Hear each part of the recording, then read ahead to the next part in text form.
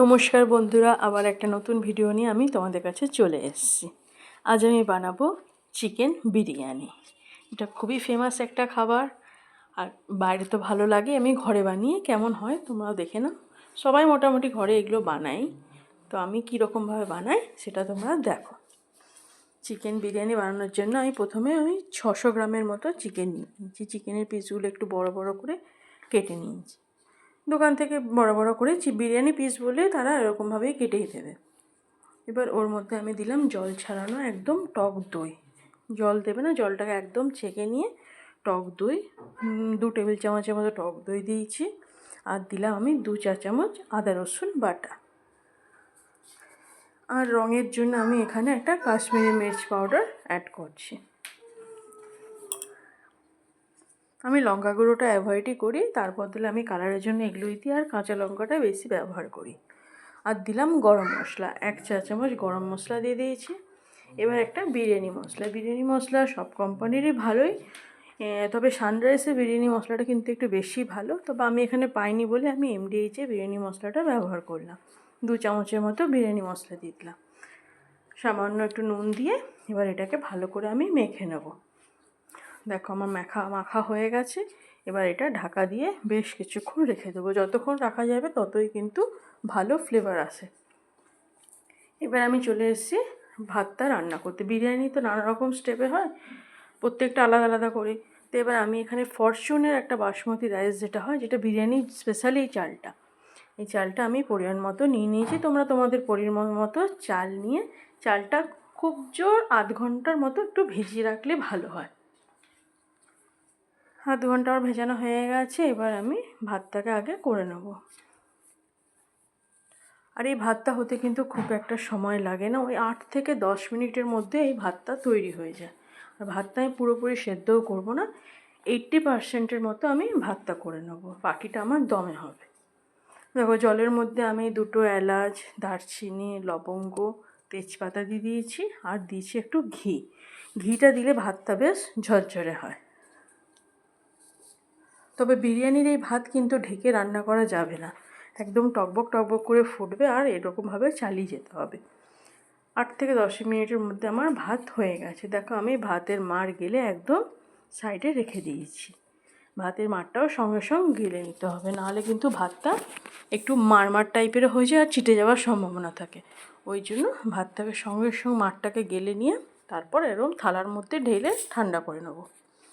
এবার আমি চলে এসেছি বেরেস্তা বানাতেই দেখো কড়াইয়ে অল্প একটু তেল দিয়ে তার মধ্যে আমি পেঁয়াজটাকে ভেজে নেব। বেরেস্তা ভাজতেও বেশিক্ষণ সময় লাগে না, আর বেরেস্তা কিন্তু সবসময় হাই ফ্লেমে ভাজতে হবে। হাই ফ্লেমে ভাজলে বেরেস্তাটা সুন্দর হয়। বেরেস্তা ভাজা আমার হয়ে গেছে। বেরেস্তাটা এই অবস্থাতে আমি নামিয়ে নেব, কারণ ঠান্ডা হলে কিন্তু বেরেস্তার কালারটা চেঞ্জ হবে। এবার আমি বিরিয়ানির মেন আকর্ষণ হচ্ছে আলু ছাড়া তো বিরিয়ানি একদমই চলবে না। তো এই আলুটাকেও আমি বড় বড় করে কেটে নিয়ে তার মধ্যে একটু আমি কালার অ্যাড করেছি, যাতে বিরিয়ানির মধ্যে আলুটা না খুব ভালো দেখতে লাগে। এবার ফুড কালার দেখবে বাজারে পাওয়া যায়, সেই ফুড কালারটা তোমরা ব্যবহার করতে পারো। আলু ভাজা আমার হয়ে গেছে। এবার ওই তেলে আমি এবার মাংসটাকে রেডি করে নেব। তেলের মধ্যে আমি 1 চামচের মতো ঘি দিয়ে দিলাম।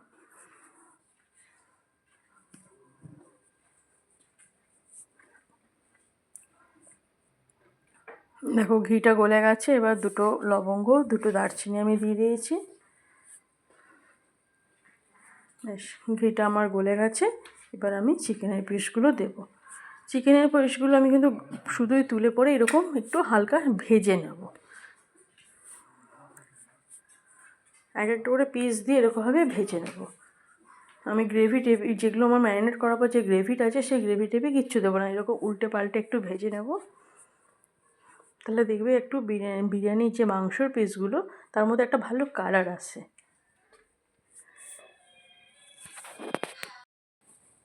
উল্টে পাল্টে এরকমভাবে আমি ভেজে নেব। দেখো আমার ভাজা হয়ে গেছে। এবার আমি বাকি মাংসটাও দিয়ে দেবো। ওগুলোকে কড়াইয়ের মধ্যে একটু সাইড করে নিলাম 2টো পিসকে, আর বাকি পিসটা আমি এরকমভাবে ভেজে নেব। মোটামুটি ভাজা হয়ে গেছে। এবার যে ম্যারিনেটের যে মশলাটা ছিল সেটা পুরোটা আমি ওর মধ্যে দিয়ে দেবো।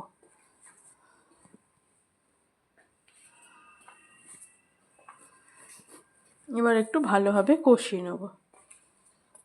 মোটামুটি আমার কিছুটা দেখো কষানো হয়েছে। এবার এর মধ্যে আমি আলুটাও অ্যাড করে দেবো, তাহলে আলুটাও মাংসের সাথে আমার কিন্তু ভালোভাবে সেদ্ধ হয়ে যাবে। আলুটাকে আমি আলাদা করে কিন্তু সেদ্ধ করিনি। বেশ আলুটা দিয়েও মশলাটা দিয়ে ভালোভাবে একটু মেখে নেওয়ার পর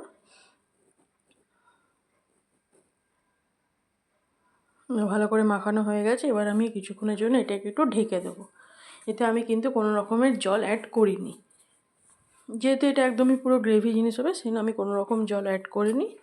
5 থেকে 10 মিনিটের মধ্যেই দেখো কতটা জল ছেড়েও দিয়েছে, আর আমার মোটামুটি কিছুটা সেদ্ধ হয়েও গেছে। ব্যাস বাকিটা আমার দমে হয়ে যাবে। এবার মাংসটাকে বন্ধ করে দিলাম। এবার আমি চলে এসেছি বিরিয়ানির লেয়ার করতে। দেখো বড় একটা আমি ডেকচি টাইপের জিনিস নিয়েছি, তোমরা যেরকম কেউ কুকারেও করতে পারো কিন্তু বিরিয়ানিটা, তবে এরকম ডেকচিতে করলেই বেশি ভালো হয়। আর আমি এখানে দেখো 2টো ডিমও সেদ্ধ করে নিয়েছি। 2টো ডিমের মধ্যে একটু হালকা আমি ফুড কালার ইউজ করেছি।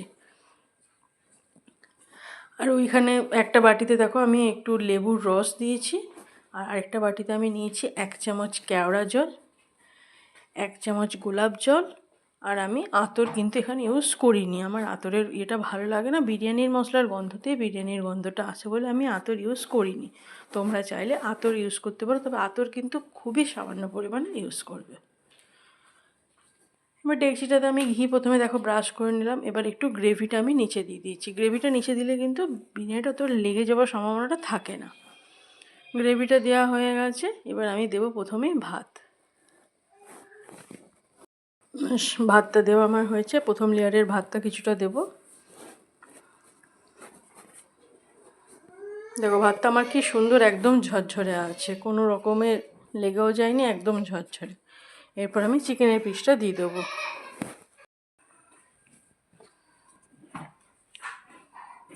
ও মাংসটা আমি দিয়ে দিলাম। এরপর আমি উপর থেকে দেবো বেরেস্তাটা। বেরেস্তাটা দেখো কতটা আমার কালার চলে এসছে। যখন নামানোর সময় কিন্তু একদম অন্যরকম কালার থাকে বেরেস্তা। এরপর দিলাম আমি ওই লেবুর রসটা।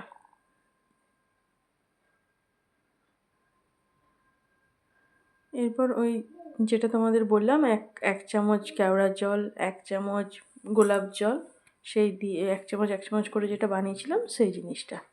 ওপর থেকে দিলাম নুন আর বিরিয়ানি মশলা। আর এটা হচ্ছে আমি একটু সামান্য দুধের মধ্যে কেশর দিয়েছি, তাহলে দেখবে এই কালারটা চলে আসে। কেশর না থাকলে তোমরা কিন্তু ফুড কালারও ইউজ করতে পারো, সেক্ষেত্রেও কোনো অসুবিধা নেই। আবার আমি ভাতটা দিয়ে দিয়েছি। এবার আমি ভাত দেবো আলুটা।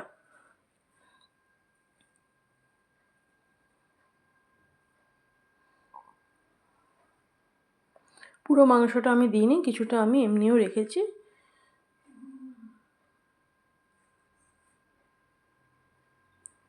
আবার বেরেস্তাটা দিয়ে দিয়েছি। আবার আমি লেবুর রস, ওই গোলাপ জল, কেওড়া জলের ইয়েটা দিয়ে দিলাম। এবার দেবো বিরিয়ানি মশলা, আর দিলাম সামান্য নুন। প্রত্যেকটা লেয়ারেই কিন্তু নুন বিরিয়ানি মশলাটা দিতে হবে, তাহলে জিনিসটা ভালো আসে। আর দিলাম ওই কালারের জন্য কেশর ভেজানো দুধটা। এবার একটু ভাত দিয়ে আমি ডিমটাও দিয়ে দিলাম। ডিমটাও দেখো আমার কি সুন্দর কালার এসছে, যেহেতু আমি ফুড কালার ইউজ করেছি বলে। বাকি যে ভাতটা ছিল আমি পুরো ভাতটাই দিয়ে দিলাম। এবার যা বেরেস্তা আর বেঁচে ছিল সেই বেরেস্তাটা ওপর থেকে দিয়ে দেবো।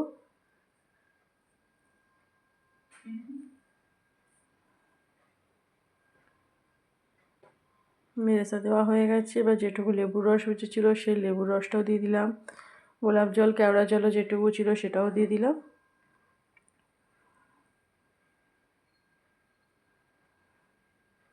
এবার ওই কালারটার জন্য দেবো, এই কালারটা কিন্তু এমনভাবে দেবে যাতে সবকটা ভাতও কিন্তু কালার না হয়।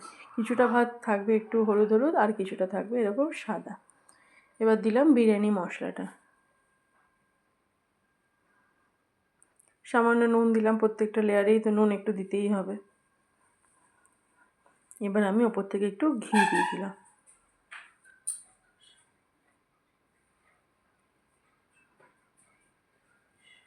বেশ, ঘি অ্যাড করা আমার হয়ে গেছে।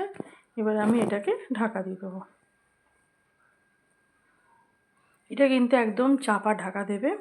ঢাকা দেওয়ার পর এইভাবে আটা দিয়ে পুরো মুখটাকে সিল করে, যাতে কোনো রকমের ভেতর থেকে কোনো রকমের স্মেল বা কিচ্ছু যাতে বাইরে না বেরোয়, তবেই কিন্তু ভালো বিরিয়ানির স্মেলটা ঢোকে বিরিয়ানির মধ্যে। একদম দেখো পুরো আমি সিল করে নিয়েছি। এবার একটা গ্যাসের মধ্যে আমি তাওয়া বসিয়ে দিয়েছি। ডাইরেক্ট হিট দেওয়া যাবে না কখনোই বিরিয়ানিতে, সেই জন্য তাওয়ার ওপরে আমি হাঁড়িটা মানে হাঁড়ি বা ডেকচি যাই হোক সেটাকে বসিয়ে দিয়েছি। এইভাবে আমি প্রায় প্রথম 10 মিনিট একটু হাই ফ্লেমে রাখবো, তারপর 20 মিনিট লো ফ্লেমে রেখে দেবো। ব্যাস, আমার বিরিয়ানি দেখো রেডি হয়ে গেছে। বিরিয়ানি রেডি হওয়ার পর গরম অবস্থাতেই কিন্তু আটাটাকে খুলে নেবে, নাহলে কিন্তু পরে শুকিয়ে গেলে খুব অসুবিধা হয়। দেখো কি সুন্দর আমার বিরিয়ানি রেডি হয়ে গেছে, কালারটাও কি দারুণ এসছে,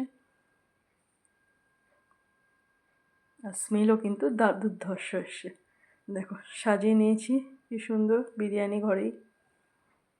তোমরাও এভাবে ঘরে ট্রাই করো, দারুণ খেতে লাগে কিন্তু। Thank you. নতুন হলে আমার চ্যানেলে সাবস্ক্রাইব করতে ভুলো না, লাইক কমেন্ট শেয়ার অবশ্যই করবে। Thank you.